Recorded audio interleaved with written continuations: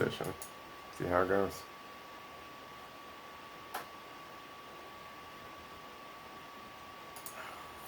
Just kidding. Technical difficulties. That's why you always go a little early.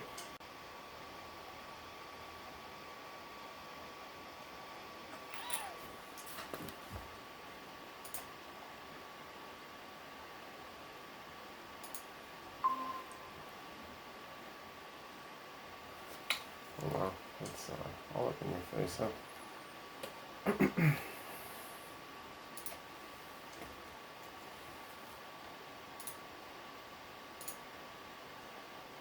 Let's present now. Okay. We'll wait. Hello. Hey, this is Robert. How you doing? Good morning. Actually, good evening for you. Yeah, it's 5 p.m. on a sunny day when it's quite at home. Beautiful. Yeah. How you doing? I'm doing pretty good. Yeah, we're doing pretty good out here. The weather's good, so there's not really any concerns there because we're out in Portland, so that's always nice weather out here. And with the virus, it's really not anything like worth writing home about over here. So it's like less of a concern over here compared to, I guess, other places. So yeah, we don't really have any like real restrictions or things like that. Like everybody's still able to go out and do what they need to do. So Lucky you. yeah. So, yeah, well, thank you very much for sending your deck to Hardware Club. It's an interesting device. So, if you want, I can tell you a bit more about Hardware Club, or you're familiar with what we do. No, please do. Yeah, I have my sketchbook ready to go. Cool. So, Hardware Club is what we call a community-based VC.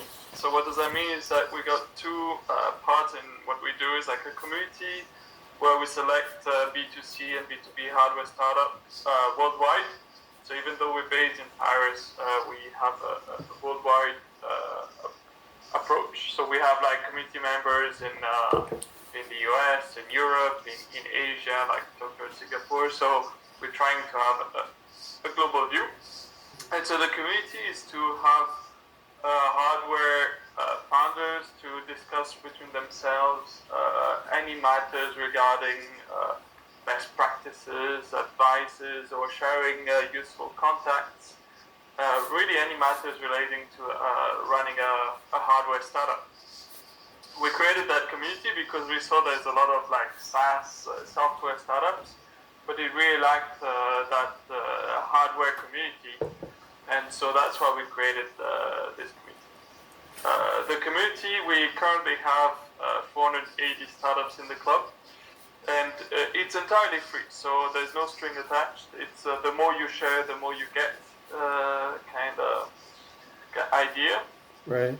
And so that's why we created that community. It's online, but also we organize physical meetups among the founders. Like for example, in January we organized a demo day in Tokyo, where we invited a few of our community members to present the startups to potential interested partners, clients, or useful contacts. We also bring community members to CES, Viva Tech in Paris, etc. So that's for the community side. Then we also have a venture capital side of what we do. And so we currently have 29 companies in our portfolio. Uh-huh.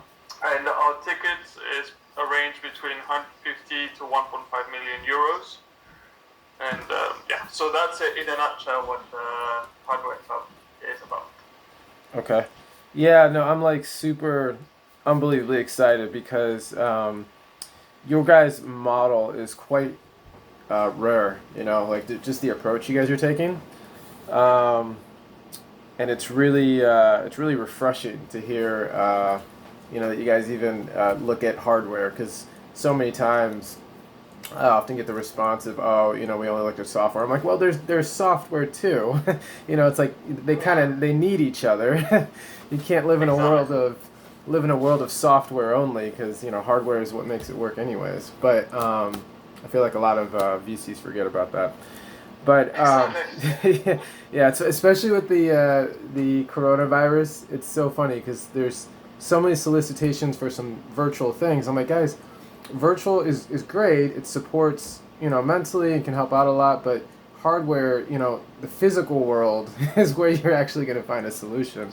It's not going to be Yeah. virtual. So it's really great to hear. Parts of the world still exist, Yeah, right. Like it's and the we'll eventually get out of this. yeah, totally. How many companies from the U.S. are part of approximately? Do you know for that community? So we have one partner of Hardware Club who's based in the Bay Area, Mm-hmm. and so we've got quite a decent amount. I don't have the exact number, but we've got a very decent amount of members in the US. Okay. The two other partners are based in Paris. Copy. Yeah, I was really excited to see the Slack. So because I'm a big user of Slack, we have a from the accelerator that I just finished up here in Portland. We have one with Autodesk and a few other Puppet Technologies and some other companies.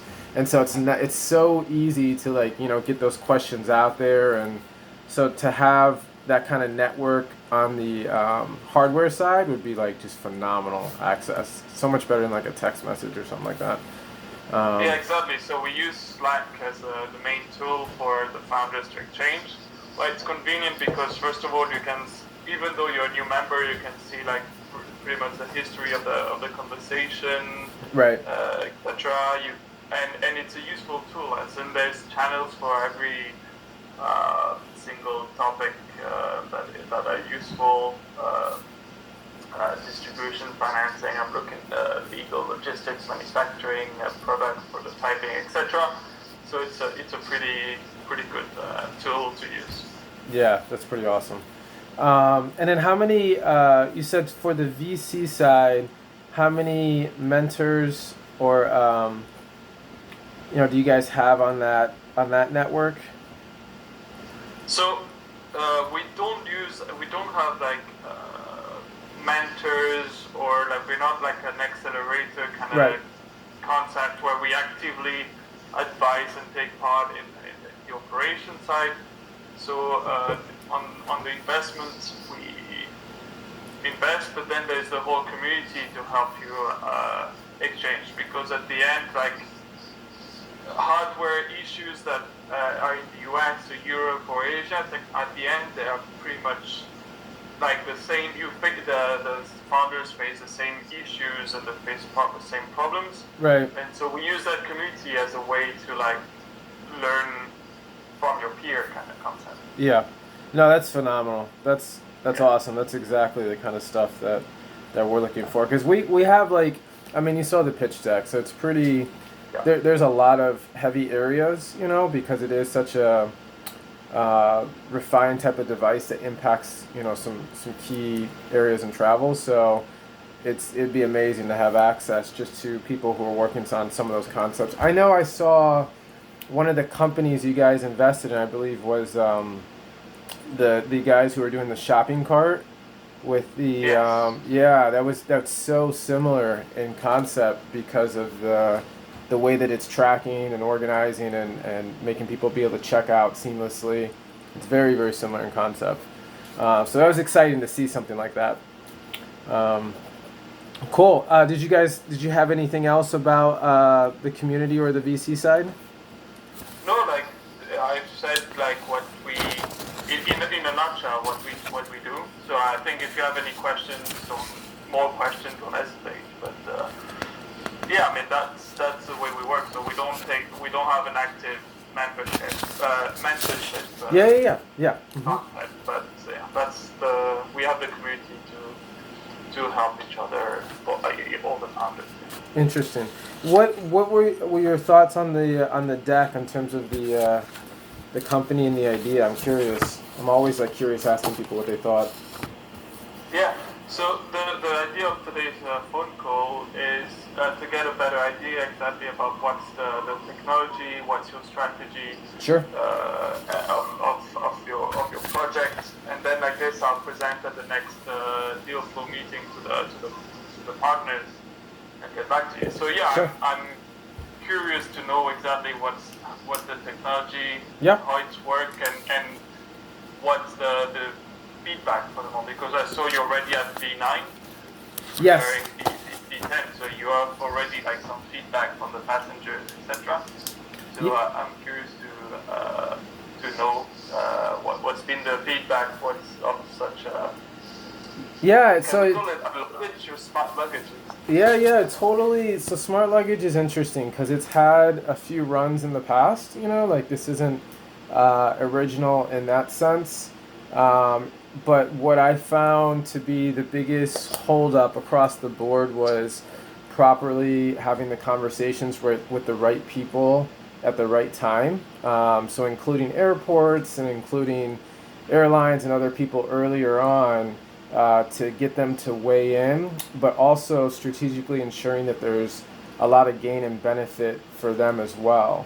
Most of the other companies in the past focused on just the passenger, which I think is very important. But at the same time, in order for something like this to kind of be ushered in, there just has to be some really important, highly beneficial benefits built into the luggage for all key stakeholders. So that includes the airlines, the airports, and the passenger.